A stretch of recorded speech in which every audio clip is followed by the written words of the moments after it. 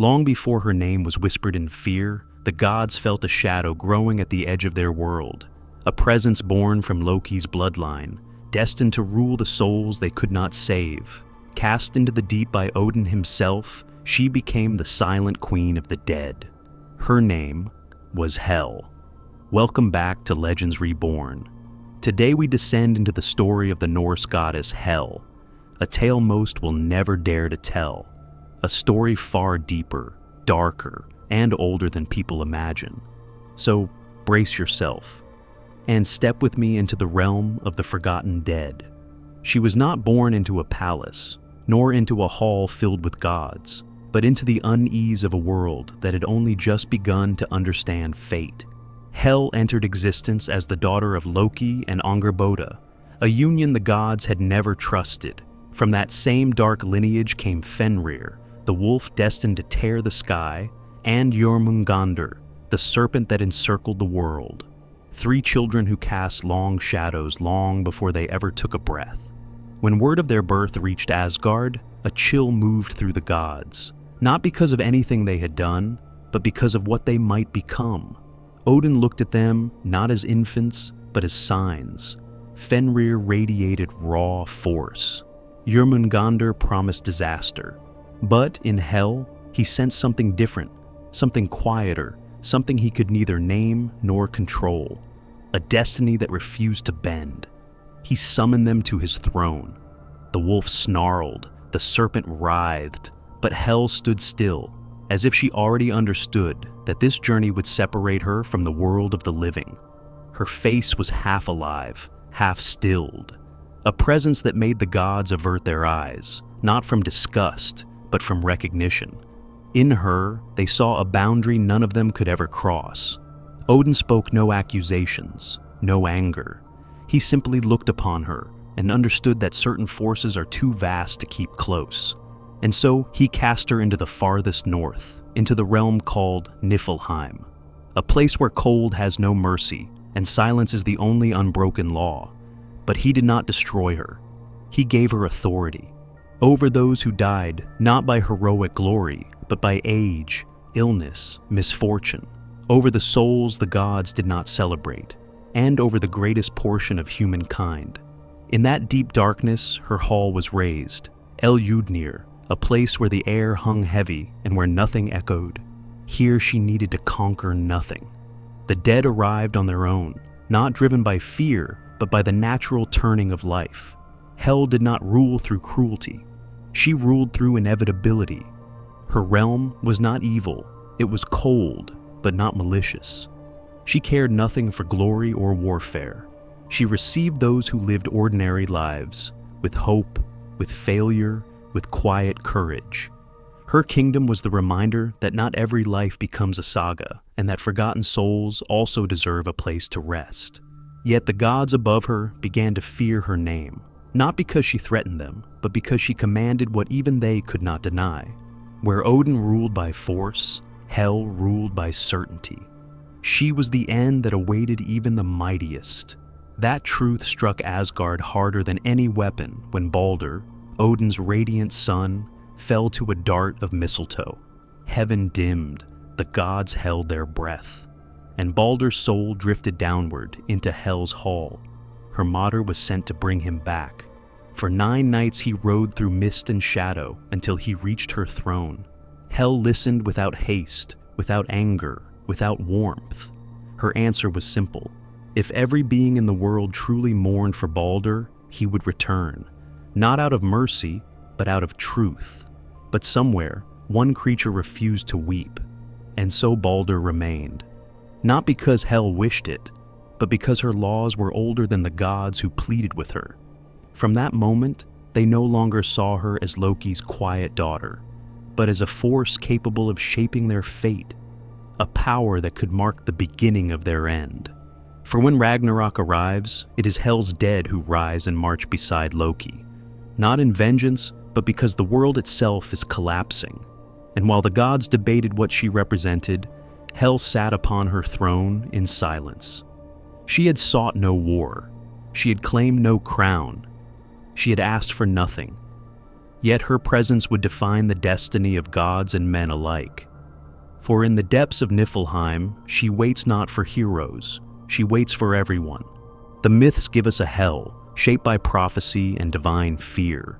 But beneath those stories lies something older, a truth whispered through language, archaeology, and the quiet memory of pre-Christian belief.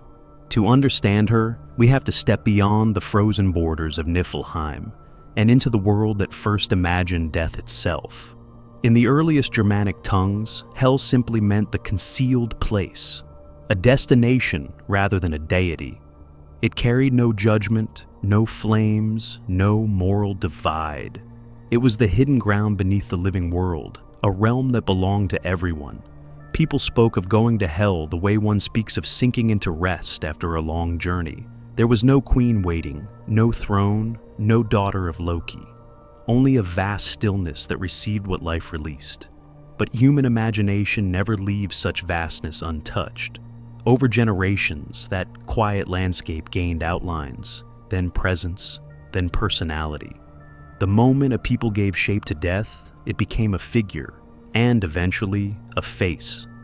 When Snorri Sturluson finally wrote down the Norse myths centuries later, he inherited fragments of old belief and tried to weave them into order.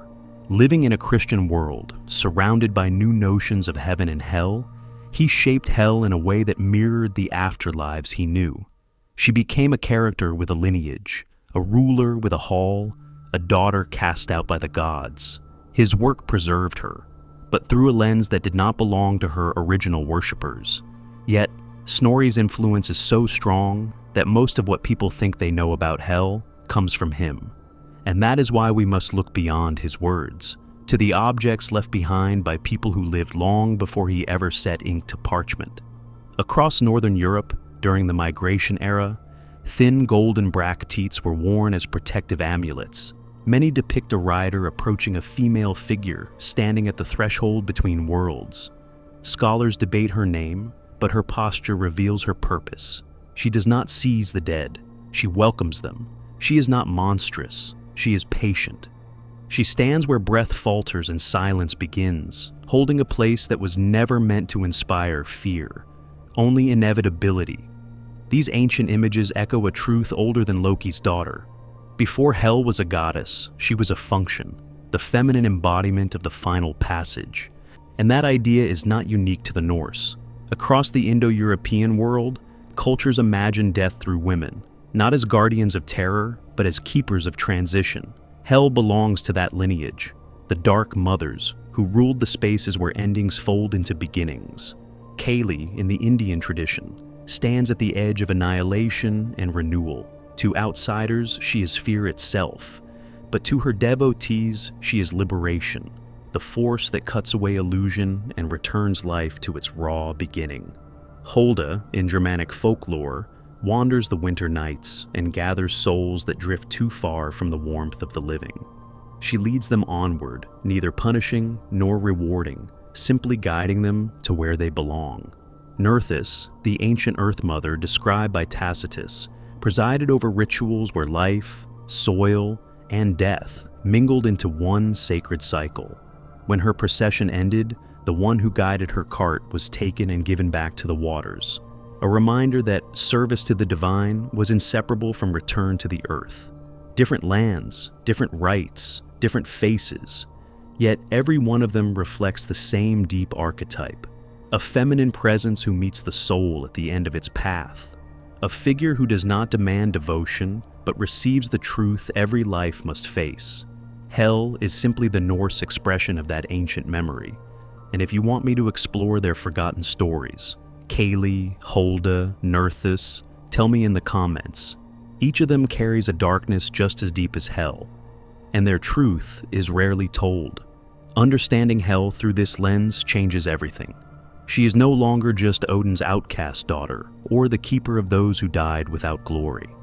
She becomes the final boundary in a world obsessed with battle and fame, the equalizer of all destinies. In a culture that celebrated heroic death, Hel held the quiet truth that most lives end without a saga. She offered a place for those who live simply, those who loved quietly, those whose stories never reached the halls of the gods. There is no cruelty in that role. There is only inevitability. When we step even deeper into her symbolism, we find that hell represents something profoundly human, the acceptance of mortality. Not the fear of it, not the denial of it, but the calm understanding that every breath moves toward a stillness waiting far below the noise of the world. She does not judge. She does not punish. She does not torment. She receives. And through that reception, she embodies the one truth that no myth, no god, no king can escape. This is why her story endures. Not because she commands armies at Ragnarok, nor because she sits upon a throne of frost, but because she reflects a truth older than the gods themselves. Life ends. The world conceals. And beyond that concealment stands a presence who waits without anger, without malice, without haste. Hell is not the enemy of life. She is the keeper of its final truth, the quiet return to the place beneath all things. This is Legends Reborn, where the past still breathes. If you enjoyed this story and stayed with me until the end, feel free to explore the rest of the channel. Leave a comment about what you loved, or even what you didn't. Every insight helps me grow, refine, and bring these legends back to life with even greater clarity. Your voice shapes this journey, and you are always welcome here.